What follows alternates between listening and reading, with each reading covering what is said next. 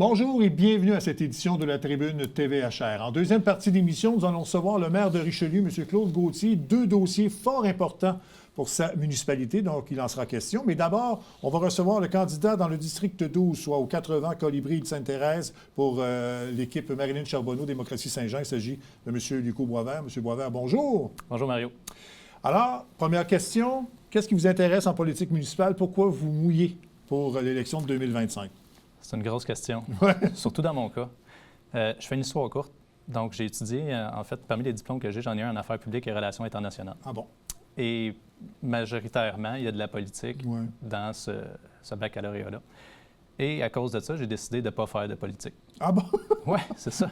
Je me voyais comme ambassadeur dans un autre pays, en Amérique du Sud. Je me voyais me voyager dans le monde.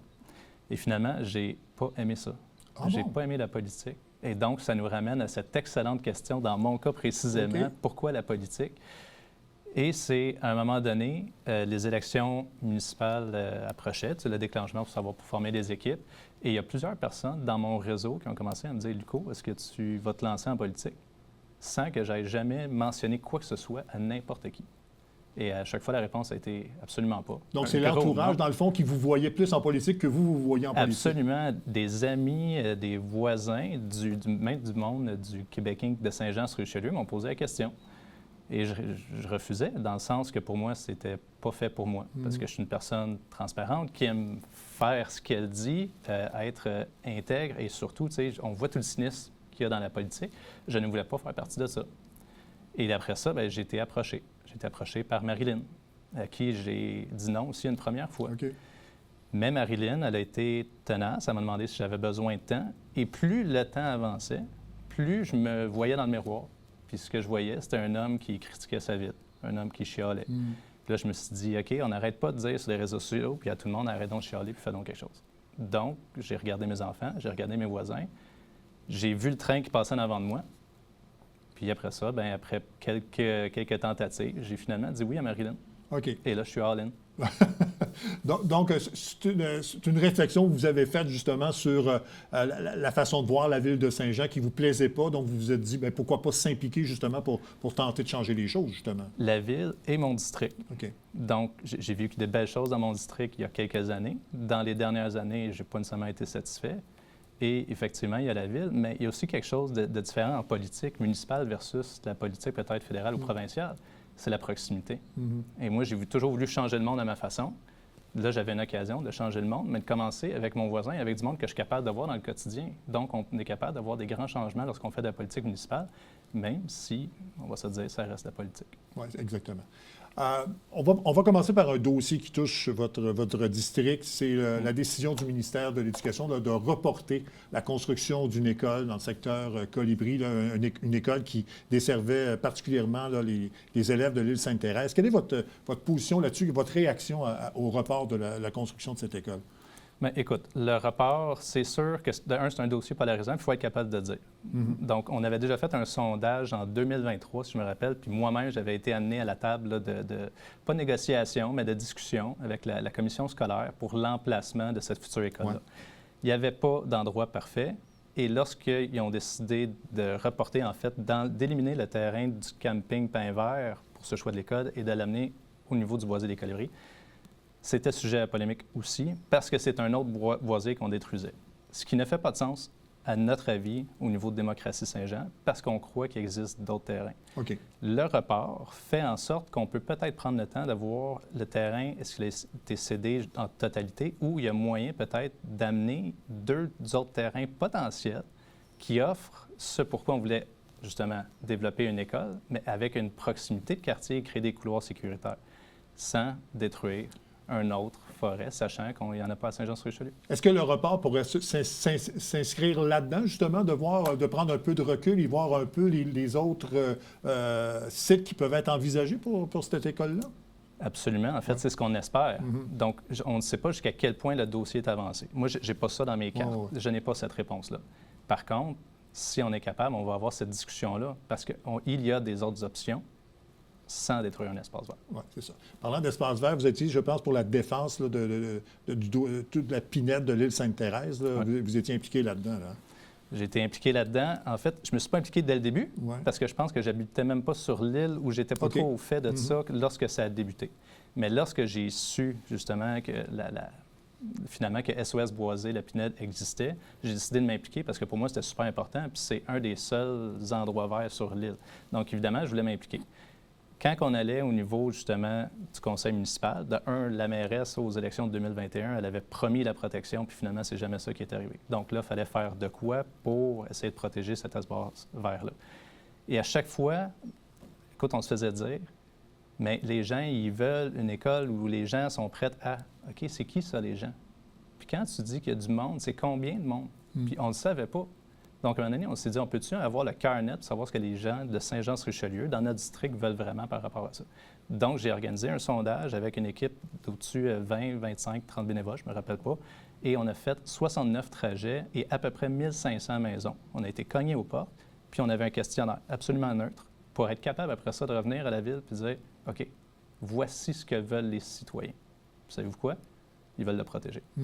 94 des répondants voulaient protéger cet espace vert-là. Donc, c'est devenu aussi un point de discussion avec la commission scolaire. Oui, exactement, exactement. Et ça s'inscrit, je pense, et ça, c'est une de vos priorités, c'est la protection des forêts. Ça, c'est important pour vous. Pour moi, pour nous, mais pour les gens de Saint-Jean-sur-Richelieu aussi. Fait qu'il ne faut pas oublier que je ne parle pas nécessairement à mon nom quand je viens devant vous. Je parle au nom des citoyens. Et donc, ce qu'eux veulent, puis ils l'avaient dit, 94 voulaient protéger cette forêt-là spécifiquement. Mais le sondage était beaucoup plus global. On disait, par rapport à la ville de Saint-Jean-sur-Richelieu, comment est-ce qu'on veut protéger nos espaces? Que ça devrait être une priorité pour la ville.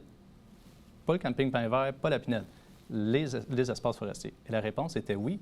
Et 92 d'entre eux étaient prêts à aller chercher du financement pour protéger ces espaces-là. 97 du monde le mettait dans une des priorités de la ville. Pourquoi? On a seulement 6 à 7 de couverts forestiers. On est parmi les cancres de la Montérégie, mais on a une possibilité d'agir sur le futur et d'offrir un espace où est-ce qu'il fait bon vivre.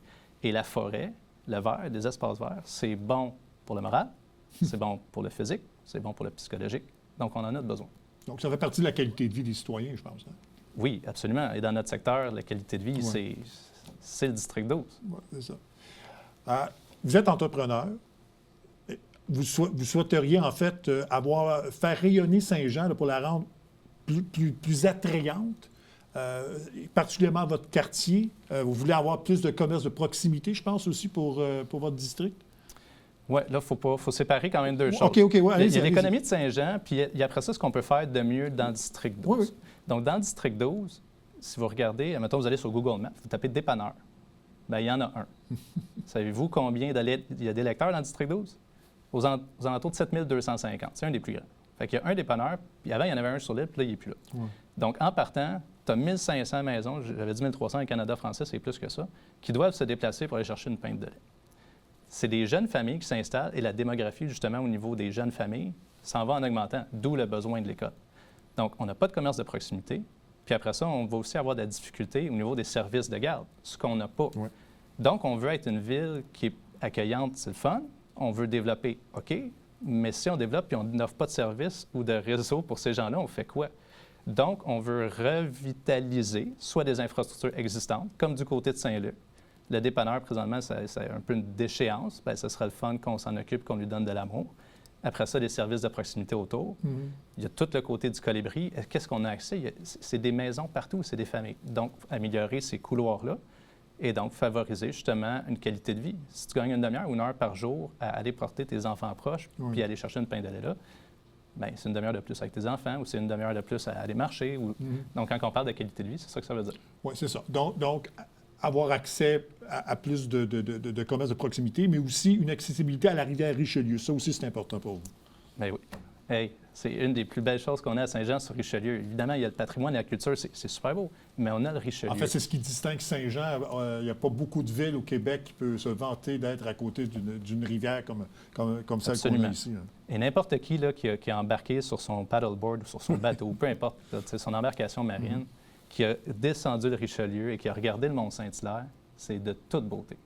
Et le courant, il est assez léger pour qu'on puisse remonter la rivière aussi à certains endroits. Donc, il y a une proximité, une accessibilité qu'on peut avoir, mais qu'on devrait avoir. Qu'est-ce qu'on devrait faire, justement? Bien, il y a plusieurs parcs. Prenons un exemple sur l'île. Il y a déjà plusieurs parcs qui donnent accès à l'eau. Mais quand je dis accès, c'est un semi-accès. Parce que là, il y a des endroits où c'est super dangereux. Tu t'en vas au bout de Wagner, puis là, tu as le parc, les gens, ils vont souvent déposer leur paddleboard là. Si tu mets tes pieds dans l'eau à cet endroit-là, puis le niveau de l'eau il est haut, il se passe quoi? Bien, tu ne sais pas, mais il y a une grosse branche en acier qui est toute rouillée, puis qui peut être dangereux pour la sécurité. Après ça, il y a tout le stationnement. Donc, il n'y a pas de descente, il n'y a pas de stationnement. Et lorsqu'il y en a une, le stationnement, il est à 10-15 minutes de marche. Je ne sais pas si tu as déjà marché 10-15 minutes avec un paddleboard. C'est ça. Donc, on devrait redonner cet accès-là, s'assurer que ça soit fait de manière sécuritaire et donc, minimalement, que les citoyens peuvent en profiter. Aujourd'hui, les citoyens, ils peuvent aller sur le canal, mais il faut qu'ils aillent chercher un permis. Ça me tente-tu d'aller chercher un permis à chaque fois que j'ai envie d'aller sur le canal? La réponse est non. La rivière est juste à côté de chez nous. Elle est longue et elle est sécuritaire.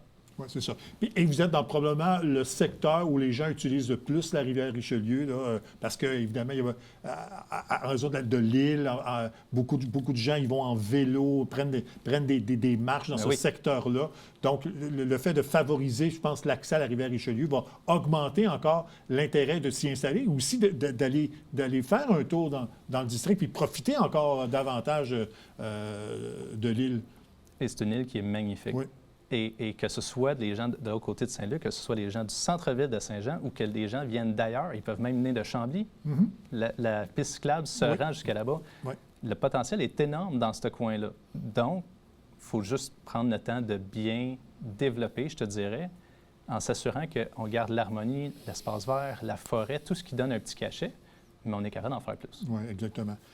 Il y a aussi l'accessibilité au sport, à la culture, que vous aimeriez parler, que vous aimeriez développer davantage. De quelle façon? Prenons, sans que ce soit directement les sports, ça peut être les loisirs. De un, les sports, pour toutes les familles qui ont des jeunes enfants, je ne sais pas s'ils ont déjà essayé, s'ils ont vécu les mêmes problèmes que moi à Saint-Jean-sur-Richelieu, inscrire son enfant dans un club sportif, c'est pas toujours évident. On est probablement 500 adultes à 6 heures le matin qui sont devant leur ordinateur puis qui attendent juste de pouvoir inscrire leurs enfants. Donc, il y a un manque à ce niveau-là. Donc, il en faut plus et il faut des sports qui sont beaucoup plus ciblés et avoir une bonne diversité. Après ça, c'est aussi l'accessibilité, exemple, à certains loisirs qui ne demandent pas nécessairement à ce qu'on doive payer pour. La piste cyclable en est un, mais il y a beaucoup d'espaces verts, de parcs qu'on peut rendre plus attrayants. Que ce soit par des tables de pique-nique, que ce soit par des jeux d'eau, que ce soit par des infrastructures sportives. Avoir plus d'animation dans ces sites-là. Là. Absolument. Et donc ça vient favoriser le fait que le sport ne se fait pas juste à l'intérieur ou à un endroit où tu payes. Tu peux le faire différemment et Saint-Jean-sur-Richelieu peut se permettre ça. Oui. Et déjà, là, on parle surtout de loisirs, mais aussi en culture. Saint-Jean, déjà, est une ville quand même culturellement reconnue, mais on pourrait en faire davantage, peut-être, pour justement là, valoriser ces sites extérieurs dont vous parlez. Absolument. Donc, il y a des choses qui ont été faites par le passé qu'on peut juger en mal ou en bien. Je n'ai pas nécessairement envie d'aller là. Par contre, il y a une richesse au niveau du patrimoine, que des fois, j'ai l'impression qu'on a plus envie de détruire. Mais il y a aussi des fois des infrastructures qui sont construites, est-ce qu'on pourrait aller embellir? Puis là, après ça, bien, on pourrait partir de ça au niveau culturel, mais tout le développement urbain qui va se faire, il faudrait que ce soit aussi en harmonie avec le reste. Présentement, je ne vois pas de vision, je ne vois pas de plan qui concorde les deux. Donc, culturellement, tu as des bassins exceptionnels à différents endroits. Il pourrait y avoir des parcours au niveau de l'art qui ne sont pas faits. Donc, comment est-ce qu'on rapproche loisirs, culture, puis ça ramène toujours à la même chose, au niveau du bien-être.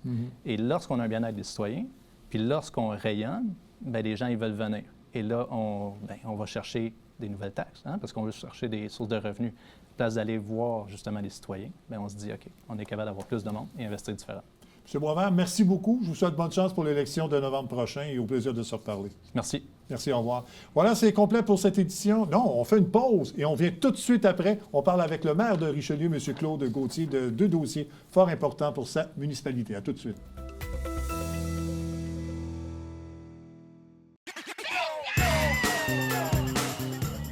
Le temps adepte du bingo, Télébingo vous permet de jouer dans le confort de votre foyer. 4 500 $ en prix à gagner. Et pour ce faire, vous devez vous procurer un livret comme celui-ci au coût de 9,50 $ chez l'un de nos détaillants, dont la liste apparaît sur notre site Internet tvhr9.com. Donc, c'est un rendez-vous dimanche matin 9h30, Télébingo. Salut, ici Alexandre Baudouin. Et François Trépanier. Hey, François, cette semaine à Sport Express. On parle de baseball avec le numéro 2 à Baseball Québec, Sébastien Garrier. Puis en deuxième partie, de boxe avec Alexis Barrière. Ne manquez pas ça.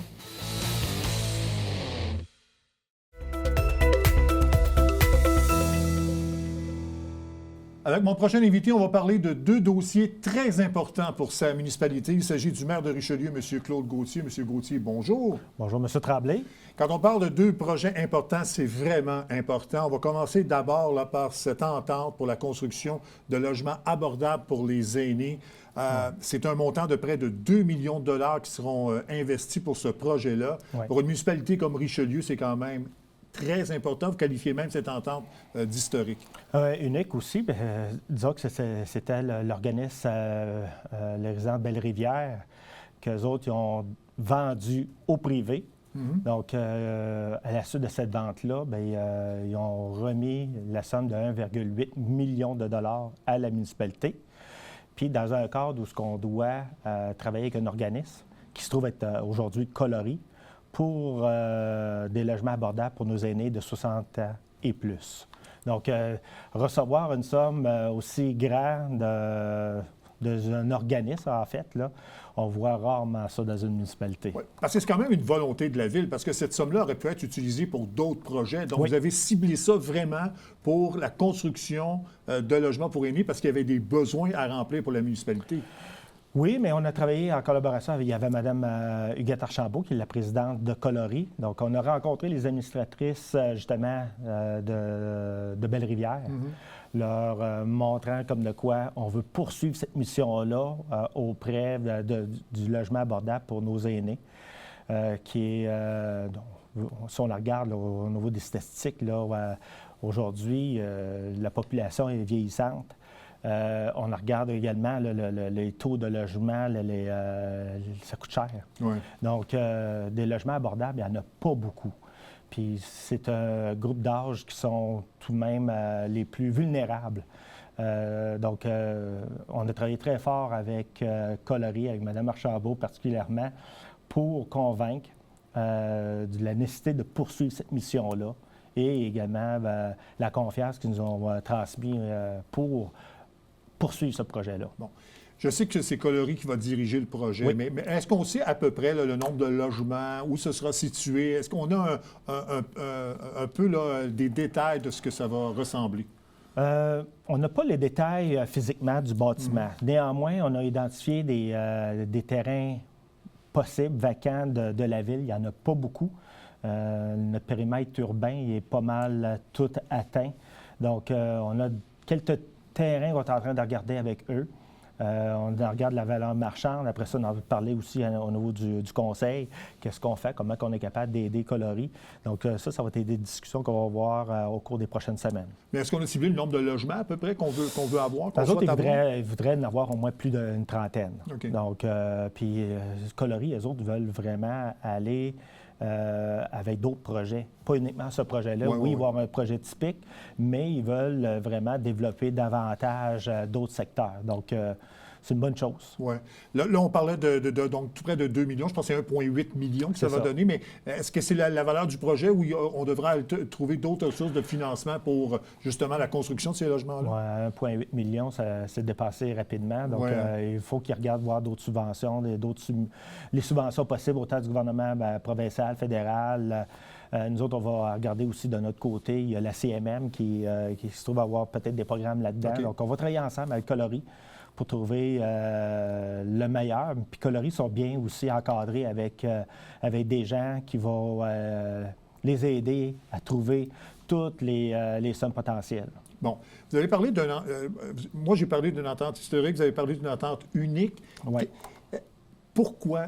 C'est pas commun de voir un tel genre d'entente pour la construction de logements abordables? Bien, moi, je dis unique, c'est la somme d'argent que la Ville a reçue. OK. Ça, c'est vraiment unique. On ne voit pas ça souvent, là.